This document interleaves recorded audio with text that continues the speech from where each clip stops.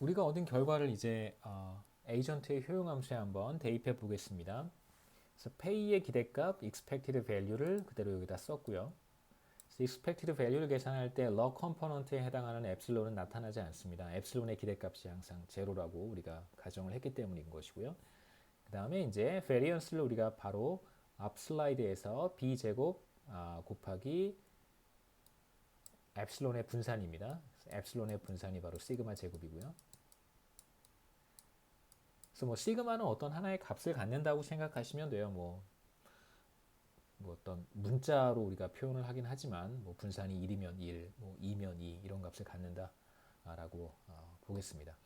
이제 계속해서 우리가 분석을 할 때 가급적 좀 문제를 단순화하기 위해서 우리가 생산함수를 q 곱하기 델타의 f-force라고 썼는데요. 여기에서 델타를 1이라고 두겠습니다. 그래서 f-force 한 단위 에포트를 한 단위 투입하게 되면 이제 퍼포먼스가 아웃풋이 1만큼 발생한다라고 우리가 가정을 하죠. 그래서 델타를 1이라고 가정을 하겠습니다. 자, 효용함수가 주어지면 우리가 에이전트의 최적 노력 수준, optimal effort level을 우리가 전과 마찬가지로 구할 수 있는데요. 효용함수를 effort에 대해서 미분을 해서 일개 조건을 구합니다. 그 다음에 이것을 0이라고 두면 되겠죠. 자, 이게 일개 조건이고요. 그래서 effort에 대해서 미분을 하게 되면 여기 앞에 있는 b와 델타가 남는데 우리가 델타를 1이라고 했으니까 b가 남고요. 그 다음에 이쪽에 제곱 텀이 있습니다. 제곱 텀이 있어서 제곱 미분을 하면 2에 대해서 마이너스 2만 남겠죠. 이걸 우리가 제로라고 두면 돼요. 세 번째 텀, 분산이 들어가 있는 세 번째 텀에는 에이전트의 effort 수준이 들어가 있지 않기 때문에 이것은 우리가 무시해도 괜찮겠습니다. 그래서 에이전트의 optimal effort 수준은 바로 이게 커미션 레이트가 같아지겠죠. 혹은 뭐 피스 레이트가 같아진다. 보수율과 같다라고 얘기할 수 있습니다. 그래서 우리가 살펴본 처음 결과, 우리가 지금 얻은 첫 번째 결과는 앞서 에이전트가 리스크 어버스 하지 않을 때의 결과와 동일하죠. 그래서 에이전트가 리스크 어버스 하다고 하더라도 optimal effort 수준은 달라지지 않습니다. 그게 우리가 얻은 첫 번째 결과고요. 여기 제가 적어 두었습니다.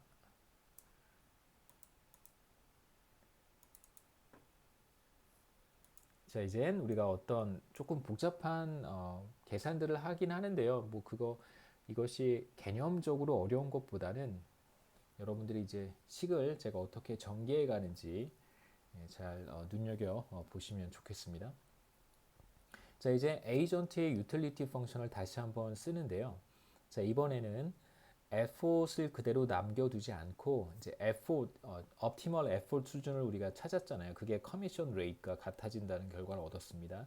이제 E의 자리에다가 effort의 자리에다가 이제 B를 제가 대입을 하려고 해요. 그러면 우리가 어떤 결과를 얻게 되냐면 지금 에이전트는 자신의 효용을 극대화하는 노력 수준을 선택을 하는데 그 노력 수준이 바로 B와 같았습니다. 그래서 B를 대입하게 되면 우리가 효용 함수에 B를 대입하게 되면 그때 얻는 결과가 바로 극대화된 효용 수준을 우리가 얻는 것이죠. 그래서 우리는 여기서 뭘 얻고 싶냐면 극대화된 효용 수준을 우리가 얻고 싶습니다. 그래서 effort 대신에 이제 B를 한번 대입해 볼게요. B를 대입을 하면 여기에 B를 대입해서 B 제곱이 되고요. 그 다음에 여기에 B를 대입해서 또 B 제곱이 됩니다. 뒷부분은 똑같고요. 그래서 여기만 계산하면 되겠죠. 여기만 B 제곱 마이너스 2분의 B 제곱이니까 2분의 B 제곱만 남습니다. 그래서 최적 노력 수준에서 에이전트가 얻는 극대화된 효용 수준은 바로 이 값이 돼요. 여기에서는 사실 에이전트가 더 이상 선택할 것은 없습니다. 이미 선택한 값을 다 효용함수에 대입했기 때문에요. 그래서 효용함수를 이렇게 표시를 우리가 전에도 했었어요. 리스크 어버스 하지 않은 경우에 우리가 똑같은 작업을 했고, 그래서 에이전트의 효용 수준은 바로 프린시플이 결정하는 A와 B의 함수로 표현됩니다. 그래서 A가 여기 나타나고요, B가 나타나죠. B가 여기에도 있습니다. 자, 이제 우리가 participation constraint를 봐야 되겠죠. participation constraint라고 하는 것은 우리가 전에도 봤듯이 프린시플이 제시하는 컨트랙트라고 하는 거, 그러니까 pay scheme, 뭐 pay structure라고 할 수 있는데요. 자, W는 A 더하기 B의 Q라고 지금 우리가 델타를 1이라고 두었기 때문에 이렇게 써도 괜찮습니다. B의 델타의 F이잖아요. 근데 그냥 이렇게 써도 괜찮겠죠. 자, 지금 우리가 보고 있는 이제 페이 스트럭처는 이렇고요. 프린시플이 만약에 이러한 페이 스트럭처를 제시를 한다면 에이전트는 반드시 이 페이 스트럭처를 억셉트를 해야 됩니다. 그게 파티시페이션 컨스트레인트예요. 그래서 우리가 그 조건을 볼 텐데 앞서 봤듯이 프린시플은 에이전트가 다른 대안을 외부 대안을 선택했을 때 얻게 되는 효용 수준 U바라고 표시를 했습니다.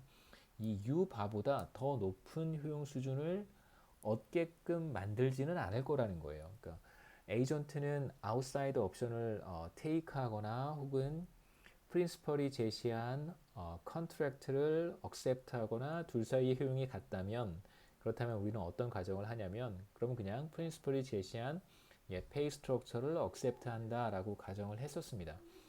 자, 그래서 우리는 participation constraint라고 하는 것이 사실 부등호로 처음에 표시를 했었는데요.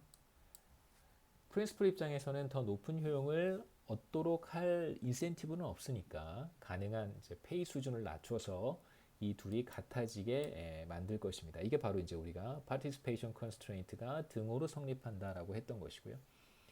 자, 그런데 U는 우리가 지금 앞서 계산을 했잖아요. 여기서 F2라고 하는 것을 B로 다 바꿔서 다시 극대화된 효용 수준을 계산을 했습니다. 그래서 이 왼쪽 left hand side가 바로 에이전트가 얻는 극대화된 효용 수준인데 보시면 프린시플이 선택하는 A와 B에 따라서 그 값이 달라지겠죠. 그래서 반드시 이 효용 수준이라고 하는 것은 에이전트가 컨트랙트를 턴다운하고 외부 대안을 선택했을 때 얻는 효용과 같아져야 합니다. 그래서 다시 한번 이것을 우리가 A에 대해서 표현해 보면요. 자, 이게 바로 베이스 페이죠. 베이스 페이에 대해서 우리가 표현하면 이렇게 쓸 수 있습니다. 그래서 앞서 봤던 식과 차이점이 뭐냐면 바로 여기에 이 텀이 하나 더 들어가는 거예요. 그래서 위험 중립적인 경우에는 R이 제로니까 사실 이 텀이 존재하지 않았던 거죠. 그런데 위험 기피적이라고 한다면 이제 이 텀이 추가가 돼요. 그래서 이 텀이 추가되는 거 잘 보시면 이것은 B도 0보다 큰 값이고요. R은 반드시 0보다 큰 값입니다. 그래서 위험에 대한 깊이 정도를 보여주는 파라미터라고 했고요. B는 당연히 0보다 큰 값이겠죠. 이건 커미션 레이시니까. 그 다음에 분산이라고 하는 것은 당연히 0보다 큰 값입니다. 그래서 여기에 나타나는 R이나 B나 시그마라고 하는 것은 다 0보다 크기 때문에 이 값은 0보다 큰 값을 가져요. 무슨 뜻이냐면 에이전트가 위험 기피적이라고 한다면 그렇다면 베이스 페이는 전보다 늘어나야 한다라고 하는 것을 보여주는 것입니다. 물론 이제 우리가 앞서 볼 때 이 값이 마이너스가 되는 상황을 봤었어요. 그래서 마치 꼭 프린시펄이 에이전트에게 잡을 판매하는 것과 같은 그런 상황이 나타났던 것이죠. 에이전트는 베이스 페이라고 하는 것을 거꾸로 프린시플에게 지급하고 일종의 잡을 빌리는 거예요. 제가 뭐 미용실 예도 말씀드렸고 그 다음에 뭐 부동산 중개업 같은 예도 말씀을 드렸고요. 뭐 택시 드라이버라든가 뭐 페덱스 딜리버리 가이 이런 사람들의 이제 이그젬플을 말씀을 드렸습니다. 그래서 마치 워커가 에이전트가 돈을 프린시플에게 지급하고 잡을 사거나 혹은 빌리는 형태로 나타날 수 있다. 베이스 페이가 마이너스가 된다는 걸 우리가 봤었습니다. 근데 여기에서 만약에 위험 기피적인 성향이 매우 크거나 R이 굉장히 큰 값을 갖거나 혹은 페이의 분산이 시그마가 매우 큰 값을 갖게 된다면 그렇다면 베이스 페이가 오히려 0보다 큰 상황이 나타날 수도 있겠죠.